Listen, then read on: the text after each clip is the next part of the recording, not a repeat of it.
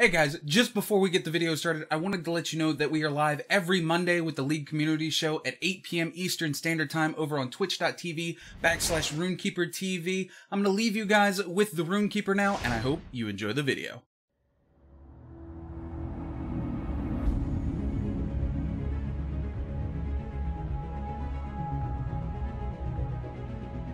As ancient as the world perceives me, I am but a child, still learning how to take his first steps in comparison to Aurelion's soul. Born from the first breath of creation, he and those like him roamed the vast nothingness of the celestial realm, seeking to fill the empty canvas with wonders that abound. As he wandered, filling the sky with stars, Aurelion seldom encountered an equal. The eternal aspects were dispassionate and incurious things, happy to compose self-centered philosophies rather than contribute to existence and its creation.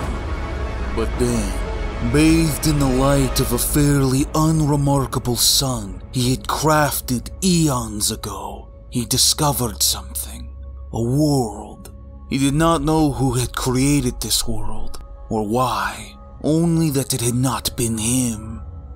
The aspects seemed unusually invested in this world known as Runeterra, and implored him to come closer. To his surprise, there was life here, and magic, and fledgling civilizations that desperately sought out the guidance from a greater power. Flattered by his new audience, Aurelion's soul descended to bask in their adulation in the form of a vast and terrible dragon of the stars. It was the inhabitants of Targon who named him after the golden light of the sun he had gifted them, and the aspects demanded that they bring forth to him a suitable offering. Climbing the tallest peak of their tallest mountain, they gifted him a golden crown, etched with the inscrutable patterns of the celestial realm. From the moment it touched his brow, he knew this was no gift, and roared out in pain as it clamped down with unimaginable force, enough that even he could not remove it. The power of the crown hurling him back into the heavens, preventing him from getting any closer to that world again. Forced to watch as the duplicitous aspects of Targon set the mortals to work on the construction of a great gleaming disc. With this, they channeled his celestial power to rise up immortal godlike warriors for some unknown conflict that was to come. His very being filled with anguish as he watched stars begin to fade across the cosmos from the lack of care and maintenance. He strained to break free from the crown's control, to no avail, as he feels the invisible chains that shackle him pull him towards our planet's orbit. He falls through the sky, appearing to those below as nothing more than a comet streaking across the night sky. The chains pull tight as he flies over a vast desert, roaring in glee as he sees their sun disk in ruin, only to whimper as he sees a second, more powerful one rise up and take its place.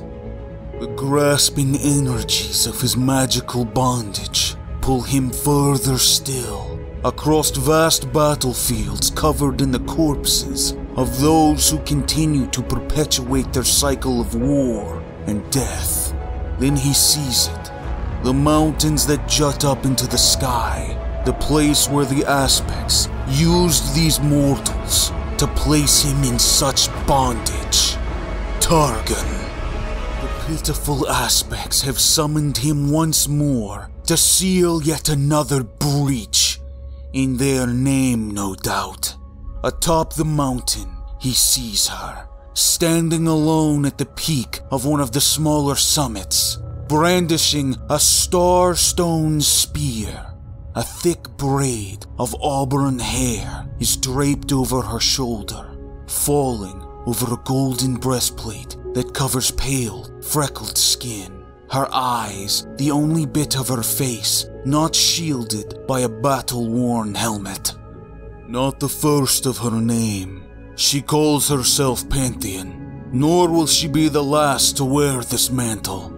Raising a muscled arm, she makes a motion like she is pulling on a great chain, pulling on Aurelion Soul's crudely enchanted tether towards the mountain upon which she stands. She cries out in a voice that is transmitted through the insufferable crown that adorns his head. Dragon, seal their gate. Dragon? Are you sure commanding me with such a low name is wise? Taking a step back, Pantheon loses her composure for a second, as if a single stride's distance could protect her from Aurelion Soul. Seal their gate, she says, thrusting her spear in Aurelion's direction. For the first time, seeing an aspect visibly shaken. I will deal with those chittering horrors in due time, dear Pantheon. Do as you are commanded, dragon, or this world is lost. This world was lost the moment Tarkin surrendered itself to arrogance. Aurelion Soul can feel the Pantheon's struggle to grasp his immaterial reins. She is only just now sensing what Aurelion Soul has come to learn. Tarkin is distracted, and its magic is beginning to ebb from his bonds. Do as I command. Seal the rift now. Pantheon demands it. Unable to resist the crude enchantment any further, Aurelion turns his attention towards the source of the breach. Sensing the Voidborn's eyes turn to him as well, hellbent on devouring him, the greatest of their threats. Pantheon shouts another command at him, but he ignores it, as he is entranced by the fissure in our world. Aurelion Soul enjoys what comes next, partially because he knows this world will remember it, and mostly because he wishes to remind whatever intelligence controls the void that nobody will destroy his plane of existence. The baser elements of this world rally to his cause, as a dwarf replica of one of his majestic creations forms in his hands, joined by the two sister stars that always accompany him. He floats into the sky and rains down a storm of stars, exhaling a heat so pure and dense that it collapses the aura of our world ever so slightly, marring this planet forevermore. When he is finished, nothing remains but a scorched valley where once mountains stood. Not even the current incarnation of Pantheon remains.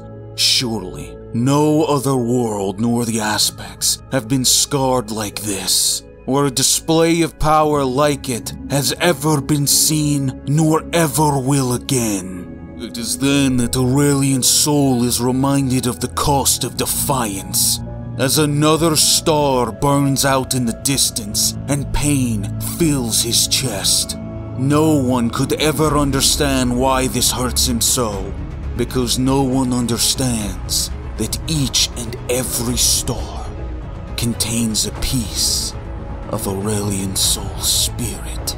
As he returns to the heavens, flecks of gold begin to fall from his crown, each one blazing across the skies like a comet. In time he knows he will be free, and when his chains are broken, the universe itself shall bear witness to the fate of those who dare to steal the power of a Star Forger. Hey guys, if you enjoyed the video, please hit the like and subscribe. It helps us a ton. And also, check out all the other lore that we have right here on the Runekeeper TV YouTube channel. It helps us a lot. And please, go give us a follow over on Twitch and Twitter. And I hope to see you guys on the Rift.